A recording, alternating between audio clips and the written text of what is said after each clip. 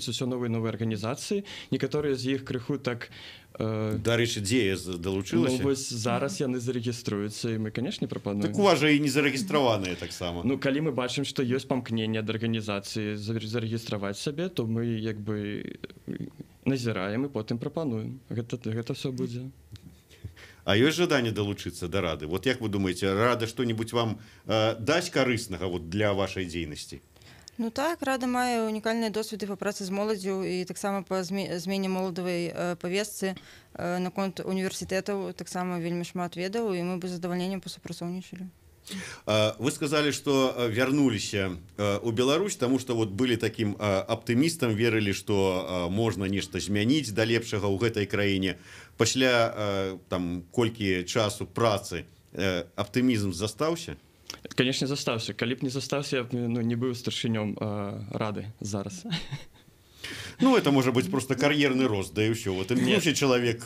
Для мяне гэта дакладна не кар'ерны рост, для мяне гэта таксама як місія, да? Ну, як бы тое, чым я бачу сваю самарэалізацыю як асобы. То бок у мяне ёсць вельмі добры досвед, я як бы па адукацыі я і сацыялагічную адукацыю маю, і вельмі для мяне блізкая тэма гэта ўстойлівае развіццё грамадства. То бок у цэлым, да, як бы і эканамічны чыннік, і палітычны чыннік, і культурны чыннік, усё гэта вельмі важна. Але, канешне, фокус на моладзі для мяне таксама першасны, тому што я рэпрэзентую гэтую групу сам як асоба зараз. І, ну, канешне, для мяне гэта не пусты звук. Я, змагаючыся ўпершыню за свае таксама магчымасці і правы, я змагаюся за правы ўсёй моладзі ў Беларусі тут. Канешне, гэта не палітычная як бы барацьба ў тым сэнсе, што мы не рэпрэзентуем ніякую палітычную партыю, але гэта прасоўванне грамадскага ўдзелу, правоў чалавека і правоў моладзі вось у павестку, у тым ліку і моладзевых арганізацый на Беларусі. Таксама супраца з дзяржаўнымі органамі. Але хутчэй на лакальным узроўні, вось пра гэта Аліна ўжо пачынала казаць, я думаю, што пра гэта нам будзе шмат што больш распавесці.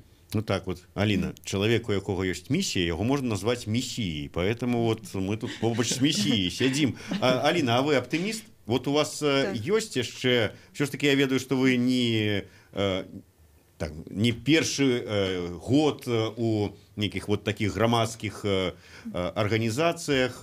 Ёсць яшчэ вера, што вы зможаце нешта кардынальна змяніць у гэтай краіне? Так, канешне, ёсць, і кожнае, што мы робім, мы бачым поспехі, магчыма, не такія заўважныя ў там суперпалітычным сэнсе вялікім, але гэта маленькія поспехі, якія даюць нам надзею і якія таксама бачуць іншыя людзі, якія могуць пасля мець магчымасць да нас далучацца і насняцца прыкладам. Дарэчы, было апытанне, у апытанні гэтым, з якога мы і пачыналі, таксама было такое апытанне, вот, ці верыць моладзь, што яна зможа нешта кардынальна змяніць у гэтай краіне. Калі я не памыляюся, вось акурат такі моладзь Украіны і Расіі казала, што у яе больш упэўненасці, што яны могуць паўплываць на пэўныя змены, а ў беларусаў не вельмі беларускай моладзі. Вот вы як месія ад моладзі, вот скажите, вот чаму так адбываецца? Ну, я жартую, але вот як сацыолог, скажите нам. Ну, глядзіце, я думаю, што гэта вынікае з таго, што вельмі мала практыкі, якая была б, ну, як бы добрых прыкладаў, да, тое, што я маю на увазе. Няма добрых прыкладаў для моладзі, праз якія механізмы мы, як моладзь, як аб'яднаная група людзей, можам уплываць на нейкія прыняццё рашэнняў. Няма гэтай сістэмы супрацы з моладзі. Напрыклад, у той жа Украіне там шмат пра яе зараз там кажуць і такога супраць как-то рознага, скажем. Але насамрэч у іх вельмі клёва пабудаваная сістэма супрацы з моладзі і удзелу моладзі ў прыняцці рашэнняў. І гэта тычыцца як гарадскіх саветаў, дзе ёсць нават паседжанні, куды запрашаюцца толькі моладзь, каб яны раз на месяц абмеркавалі пытанні моладзі, і таксама на дзяржаўным узроўні праз розныя механізмы ўдзелу ўжо грамадскіх арганізацый, да, то бок это ўжо аб'яднаная моладзь, а не проста людзі, якія ведаюць, як і якім чынам ім лепш зрабіць там, не ведаю, інфраструктуру гарадскую ці інфраструктуру каля пад'езда, дзе яны жывуць. Вось. Мы перарывемся на невялічкую паузу, кароткі выпуск навінаў на Еўрарадыё. Пасля гэтага працягнем размову з нашымі гасцямі, заснавальніцай грамадскага руху «Дзея» Алінай Нагорнай і старшынёй Беларускага нацыянальнага моладзевага савету Раду Дмітрыем Гірыловічам пра тое, ці верыць моладзь Беларусі ў тое, што адбудуцца ў Беларусі змены і што яна для гэтага робіць.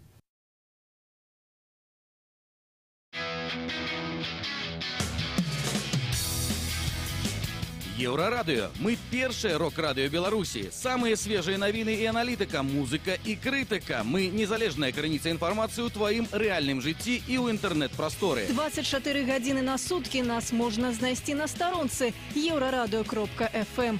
Лаві нас на спадарожніку Астра 4А, 4,8 градусаў на ўсход. Еўрарадыё. Час ведаць, што адбываецца.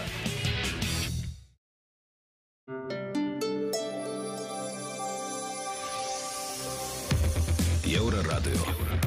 Час ведаць, што адбываецца.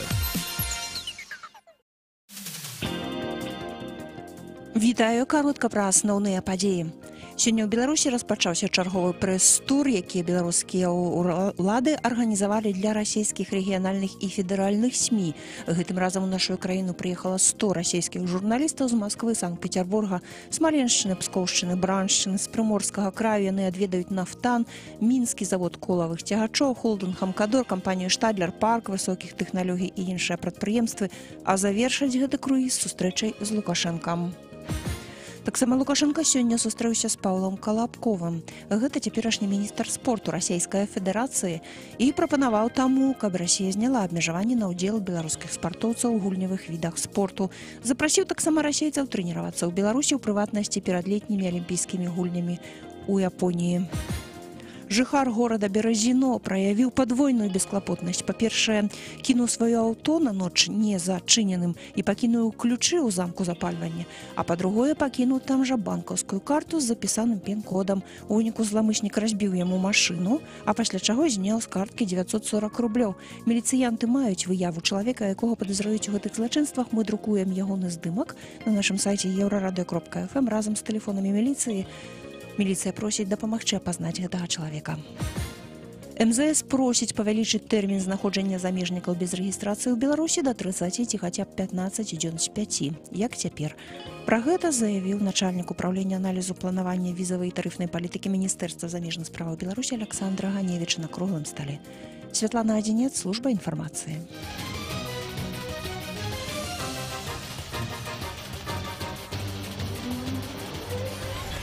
Еўрарадыё.фм.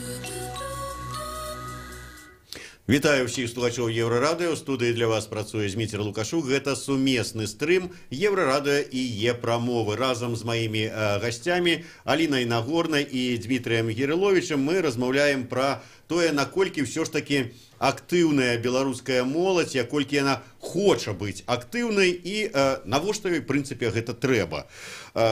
Дмітрый сказаў пра тое, што моладзь, можа быць, не верыць у тое, што яна можа, беларуская моладзь, найперш, што яна можа нешта змяніць у краіне, таму што няма вот такіх вот прыкладаў гісторый перамог, як это любяць казаць палітыкі.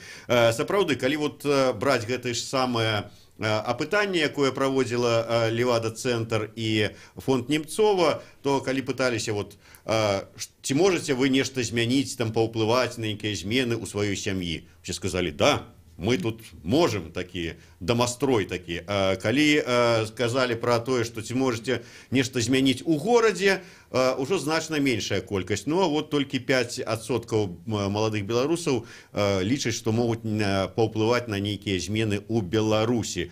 Аліна, вот моладзевая арганізацыя, вот вы кажаце пра тое, што шмат актывістаў у рэгіёнах далучаюцца, ну хай не да дзеі, а да праектаў, якія дзея праводзіць там у тым ці іншым месцы. Усё ж такі, вот няўжо вот сапраўды няма такіх вот гісторый перамог, якімі можна было пахваліцца і якімі моладзь падштурхнуць да таго, каб яна больш актыўна брала ўдзел, таму што можаш і атрымацца, маўляў. Ёсць гісторыя перамог, канешне, ёсць. Мы ездзілі па ўсёй краіне з дзеядэсантамі, і падчас дзеядэсантаў мы збіралі подпісы за вырашэнне мясцовых праблемаў, і з большасцю ўсе праблемы былі вырашаныя, і жыхары гэта бачаць, гэта таксама перамога. Таксама, калі мы кажам пра нацыянальныя каштоўнасці, пра нацыянальнае адраджэнне, вось апошняе, што мы рабілі буйное, гэта ў Слуцку канцэрт, прысвечаны слуцкаму збройнаму чыну, куды прыехаў Левон Вольскі. І гэта таксама вельмі шмат людзей бачыла, і людзі прыйшлі, там каля 400 чалавек прыйшло на гэты канцэрт, паўсюль гэта асвятлялася.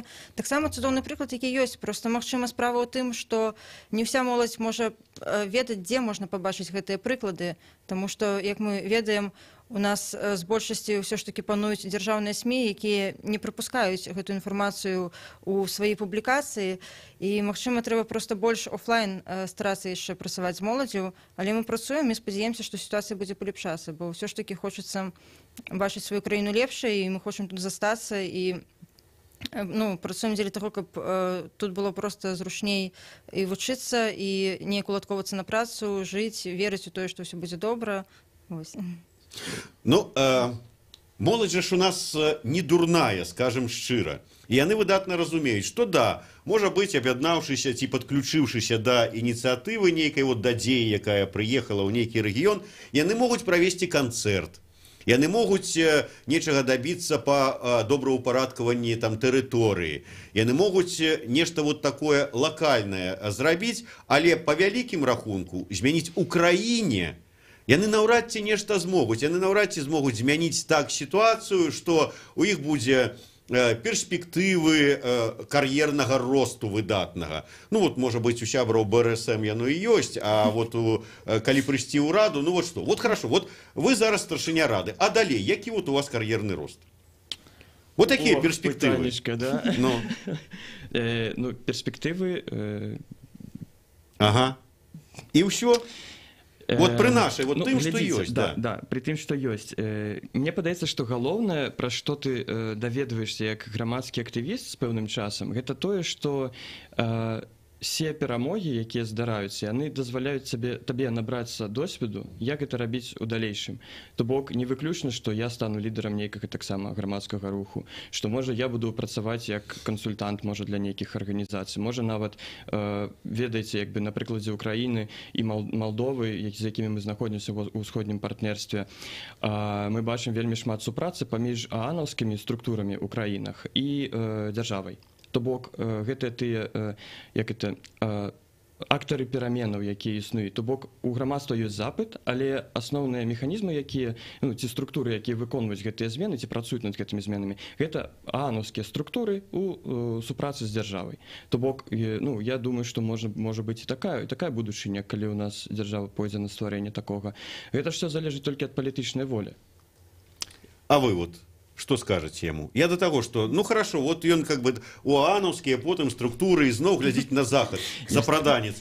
Ці ёсць, сказаў пра Украіну. Я зараз быў ва Ўкраіне, я сустракаўся з тымі некалі моладзевымі актывістамі, якія сёння сядзяць у Верхоўнай Радзе. У нас такое магчыма? Вы бачыце, не тое, што ў ідэале, а зараз, вы можете сказаць, што я, Аліна Нагорная, праз 5 гадоў буду сабе дэпутатам, можа быць, спачатку там, можа быць, абласнога нейкага савету, а праз 10 гадоў стану дэпутатам парламенту. У нас пытанне ў тым, што няма сапраўднай палітыкі, якая зараз ёсць на Ўкраіне і ў іншых краінах, якія Зміцер прыводзіў у прыклад. У нас няма сапраўднай канкурэнцыі палітычных поглядаў, няма магчымасці стаць дэпутатам, калі ты дзесьці не блізка там да праўладных структураў, да таго ж самага БРСМу, моладзь, якая не там, ее проста не прапусціць, таму што дзяржава яна з большасцю у нас манапольная, яна мае свае погляды і транслюе паўсюль гэтыя погляды, і іншыя погляды не прымае. Да, мы гэта ўсё ведаем, і той же самы Лябедзька не адзін раз нам тут расказваў, што выбараў няма. А моладзь можа што-небудзь зрабіць? Вы верыце, што я магу, я праз удзел свой у дзеі дамагуся таго, што я змагу стаць як апазіцыйная актывістка дэпутатам Палаты прадстаўнікоў, да прыкладу? Не, я ўпэўнена, што калі ў мяне будзе такая мэта, я змагу стаць дэпутатам Палаты прадстаўнікоў праз справядлівыя выбары. Пытанне выбараў. Зараз тое, што ёсць, гэта не выбары, іх вельмі складана назваць празрыстымі і справядлівымі. Але я ўжо балатавалася ў парламент і вела сваю кампанію так, каб не... Канешне, у ідэале я бы хацела, напэўна, нават і перамагчы, але ўсё адно я ведала, што гэта зараз немагчыма. І галоўнай маёй мэтай было прасоўванне нацыянальных сімвалаў, нацыянальных каштоўнасцяў у гэтай кампаніі падчас тых жа пікетаў. Сапраўды, пакуль нешта не зменіцца ў палітычнай жыцці, то і выбараў не будзе, таму што ведаем прыклады, калі, здаецца, усе галасуюць за Змітра, а дэпутатам становіцца Аліна. Ўсё ж такі моладзь. Наколькі яна, я не ведаю, было тое ж самае у апытанні, такое апытанне. Вы за нейкія вот рашучыя змены сёння там ці заўтра і зараз, ці за нейкую паступовую такую трансфармацыю сістэмы ўлады і гэтак далей. І большасць сказалі, што вот за паступовую. Чаму? Ну, я думаю, что... Моладзі, здаецца, спешацца трэба, спешацца жыць. Ну, я думаю, что просто можа так потрапіла выбарка. Там же ж таксама ёсць там по методологии, ну, описывали яны, что гэта просто 1000 чалавек, то бок это, ну, нельга разглядаць як социологічнага пункту гледжання, як рэпрэзентатыўную выбарку, да, что охвачены там все рэгіёны, гэта толькі абласныя цэнтры і Мінск былі ахвачены. Таму я думаю, что можа быць і, ну, просто так потрапілі на такую групу рэспандэнтаў. Але што мне падаецца, что, ну, як бы беларусы, у нас ідэалогія так прасоўваюцца, что мы хутчэй за нешта такое там паслядоўнае, да, паслядоўныя змены ў грамадстве. Я думаю, што гэта цалкам уплывае і на погляды моладзі. Канешне, ну, як бы радыкалізм, ён гэта нармальная частка моладзевага руху і нармальная частка, з гэтым трэба працаваць. Таму як бы у такіх краінах, якія я прыводзіў ўжо ў прыклад, гэтыя як бы дзяржаўныя, ну, не дзяржаўныя нават, а проста грамадскія органы, яны ствараюцца, каб распавесці пра тое, якія змены будуць у краіне происходзіць, да, якія будуць адбывацца, і як моладзь на гэта можа не тое, што паўплываць, а як яна можа ў гэтым паўдзельнічаць. Таму што не вельмі крута жыць па законах моладзевай палітыкі, да, якую для моладзі напісалі там старэйшыя людзі. Хай моладзь сама для сябе піша, хай яна збіраецца, хай вырашае гэта, хай, ну, вучыцца камунікаваць на такім узроўні. Але гэтага не робіцца ў краіне цалкам. Я думаю, што праз стварэнне вось такіх механізмаў, ну, мы пазбегнулі значна вось такога адтоку людзей, якія зараз хочуць з'ехаць, то бок тых 60%, про якіх мы узгадывалі на пачатку. Я думаю, што гэта першае, тому што, ну, у нас шмат у чым людзі не адчуваюць сваю эмоцыі, да, то бок, ну, магчымасцяў для змен. Яны просто не ведаюць, як яны могуць змяніць. Да, яны могуць напісаць ужэс, яны могуць штосьці вырашыць вось на ўзроўні свайго двара, там, можа крыху больш, можа вуліцы. Але ўсё, што выходзіць па-за межы вось гэтага лакальнага актывізму, ўжо вельмі складана. Вельмі складана нават зразумець, каму пісаць. Калі мы размаўляем пра справы моладзі, каму вось пісаць? Вы ведаеце, хто адказны за моладзь у Беларусі? Ну, вось з дзяржаўных гэтых органаў усіх. Ну, я-то ведаю, что есть у нас и в выканкаме, есть и у отделы адукации. А галоўных хто? Галоўных хто? Ну, я ведаю, что шмат па якіх пытаннях, звязаных с адукацией, галоўны Коля Лукашенко. Ну, и он кажа тату, что трэба зрабіць. Ну, гэта класны жарт, але, конечно, ну, як бы сістэмна гэтым займаецца Міністэрства адукацыі. Да. Як бы справамі моладзі мусіць займацца Міністэрства адукацыі. Але калі напрыклад, той же там каменданцкая гадзіна, да, гэта выходзіць па-за межы Міністэрства адукацыі, гэта ўжо справа Міністэрства ўнутраных спраў. І няма ніякай пляцоўкі, дзе моладзь і прадстаўнікі розных міністэрстваў збіраліся разам і абмяркоўвалі вось такія важныя пытанні. Як, напрыклад, па ўсёй Европе зараз абмяркоўваецца, і ў некаторых краінах ужо прынята, што год, з якога можна удзельнічаць у галасаванні, ўжо 16 гадоў. То бок, пры сучасным развіцці грамадства, а 16-гадовыя маладзёны ўжо цалкам могуць прымаць рашэнні па будучыні сваёй краіны. У нас у Беларусі пра гэта, ну, нават, як это, конь не валяўся, да, як кажуць. Вось. І, ну, я думаю, што цалкам стварэнне такіх саветаў, як бы, і на лакальным узроўні, і на дзяржаўным узроўні, яны б дапамаглі і грамадскім арганізацыям, проста грамадскім актывістам выносіць важныя пытанні на, ну, як бы, на поспу дня. Ведаеце, што вам скажуць чыноўнікі, якія паслухаюць нас і паглядзяць? Яны скажуць, так у кожнай вон школе, не тое, што ў кожным горадзе ці раёне ёсць суполка БРСМ. Прыходзьце і вырашайце. Вот, Аліна, як вы думаеце, ўсё ж такі, што трэба зрабіць? Вот, моладзь на сённяшні дзень, яна не хоча нават цікавіцца. В тым сэнсе, дзе я магу свае грамадскія актыўнасці прыкласці? У меня такое адчуванне, што ім просто гэта не трэба. Вот там інтэрнэт, фейсбук, там канапныя бойкі і на гэтым усё. А калі ісці далей, сказаць, а давай вот пойдзем там где-то там вот злазім нейкую акцыю, на што мне это трэба? Не, ўсё ж такі, калі гэта моладзь, якая ўжо бачыла добры прыклад, ім ўсё ж такі гэта трэба, бо яны ведаюць, што будзе вынік. Калі мы кажам пра такія структуры, як БРСМ, зразумела, што гэта не тая моладзь, бо БРСМ яны транслююць погляд дзяржавы на ўсё, і на моладзевую палітыку таксама, на жаль. Вось. І акцыі, якія яны лазяць, яны таксама не ствараюць жаданне ў моладзі далучацца да іх простым шляхам, бо таму і заганяюць іх у школах. Таму што гэта акцыі, якія паўтараюцца з году ў год, гэта канцэрты, там, дзе усе там танчаць кожны год аднолькава, і гэта ніякае не развіццё. Гэта застой. І таму вось тое, што я казала, трэба паказваць сваім прыкладам і старацца выходзіць на іншыя мэтавыя аўдыторыі, большасць людзей далучаць да сябе і неяк змяняць стаўленне ўвогуле да моладзевай палітыкі, агулам да палітыкі, бо зараз палітыка гэта нешта кепскае у ўспрыняцці моладзі, у ўспрыняцці беларускіх грамадзян, таму што палітыка, яна адштурховая, бо ўсе Беларусі ведаюць толькі аднаго палітыка, манапаліста. Вось, і трэба вось змяняць таксама палітычную сістэму, але пытанне, як мы можам прыкласці свае намаганні, каб усё гэта змяніць. Калі дазволіць, я да, дадам вот, просто... дадайце і адкажыце, як кіраўнік рады, якая аб'ядноўвае 20 арганізацый, што могуць зрабіць? Каб змяніць. Не, я просто про тое хочу дадаць, што вельмі слушна, што БРСМ не ставіць актуальнае пытанне наогул, як бы на повестку дня, да? Як бы ці шмат мы чулі абмеркаванне нейкіх важных тэмаў, ці шмат мы чулі штосьці такое. Да, ёсць там нейкія небяспечныя тэмы, як тая ж культура, про якую Аліна ўжо казала, да? І я вельмі здзіўлены, што БРСМ не спрабуе таксама займацца вышыванкамі, прасоўваннем нацыянальнай культуры. Яны б маглі з гэтым канкураваць. То бок БРСМ хутчэй працуе як, ведаеце, як выканкам, але ў межах краіны. Такі моладзевы выканкам, але ў межах краіны. Ну, як бы, гэта проста выканаўцы нейкіх загадаў, які ідуць зверху.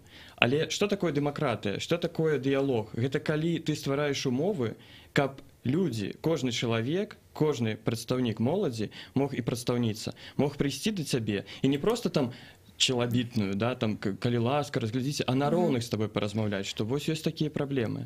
Можна я дадам? Я калісьці спрабавала трапіць у БДУ, якраз такі БРСМ стваралі мерапрыемства, дыскусію абмеркавання моладзевай палітыкі. І мне туды проста не пусцілі, хоць я і зарэгістравалася. Вось доказ пра тое, што ўсё ж такі там не патрэбны нейкія іншыя меркаванні. Таму трэба ствараць нейкія свае пляцоўкі, і вось вы таксама гэта робіце, гэта цудоўна, дзе абмяркоўваюцца насамрэч актуальныя пытанні. Наколькі магчыма стварыць такую нацыянальную шырокую платформу, каб ужо на базе яе, каб можна было ісці да моладзі і казаць, паглядзі, якая вон пляцоўка, якая платформа агульнанацыянальная, давай далучайся. А то скажуць, да ці-то там вон тусуюцца, там где-то там, ну, прэс-клубе ў лепшым выпадку, а то, можа, па якіх-небудзь сутарэннях, чаго я да іх пайду? Ну, як бы я бачу місію рады менавіта ў тым, каб стаць такой парасонавай структурай, ну, якой мы і ёсць, але лучыць усе моладзевыя арганізацыі, да, каб кожны меў права магчымасць выказацца, каб былі нейкія магчымасці данесці гэтую думку сваю, як бы, ці прапанову да грамадства. Ну, я так бачу. І таму, як бы, для гэтага і ствараюцца парасонавыя структуры, якія прасоўваюць потым нейкую павестку ўжо свайго сектара да грамадства, працуюць там з парламентам, з тымі, хто стварае законы. Але ці гэта магчыма зараз на Беларусі? Мой адказ хутчэй не, таму што такіх, як бы, механізмаў няма. Іх прыходзіцца ствараць, але стварэнне адбываецца не на ўзроўні схематычным, да, што вось ёсць структура ўжо, якая гэтым займаецца, а хутчэй асобныя кантакты з кімсьці, там, з тым жа парламентам ці з нейкімі іншымі структурамі. І калі гэтыя асобныя кантакты знікаюць, то губляецца ўся сувязь паміж вось гэтымі агентамі зменаў, як бы іх можна было б назваць. То бок, я лічу, што стварэнне гэтых проста неабходна, але нават не разумееш, да каго звяртацца. Ці гэта павінна быць Міністэрства адукацыі, якое, як мы ведаем, самае такое кансерватыўнае з усіх міністэрстваў можа у нас у Беларусі, тому што, як бы, гэтыя перамены ў школьнай праграме толькі дзякуючы мы ведаем, каго вы узгадывалі там некалькі хвілін таму адбыліся. Альбо, ну, як бы, проста няма магчымасці, акром як праз вулічныя акцыі, альбо праз свае мерапрыемствы даносіць гэтую думку, я маю на ўвазе моладзевых арганізацый, каб прасоўваць сваю ідэю ўжо далей. Такім чынам вы зараз заклікалі да вулічных акцый? Не зусім. Аліна, ці можаце вы, вот 60% маладых беларусаў хочуць з'ехаць з Беларусі. Вы можаце з сумленнымі вачыма ім сказаць, не думайце пра эміграцыю, вы зможаце рэалізаваць сябе ў Беларусі? Усё ж такі я бачу, што шмат хто вяртаецца. Гэта вельмі крута, калі беларусы прывозяць сюды замежны досвед, які можа дапамагчы усім нам выбудаваць некае іншае грамадства. Вось. Але я веру ў тое, што ў Беларусі змены адбудуцца. Я бачу, што яны ўжо адбываюцца проста не такімі, можа быць, вялікімі крокамі, як хацелось бы. Але ўсё ж такі мы, знаходзячыся геаграфічна вось у такім становішчы, што вакол нас краіны, якія ўжо па пытаннях моладзевай палітыкі больш развітыя, чым мы не можам не развівацца і, канешне, будзем гэта рабіць. Дзякуй вялікі. Аліна Нагорная, Дмітрый Герылович былі сённяшнімі гасцямі сумеснага эфіру Еўрарадыё і Е-прамовы. Слухайце Еўрарадыё, а 15-й гадзіне у нас у гасцях Владзімір Някляеў.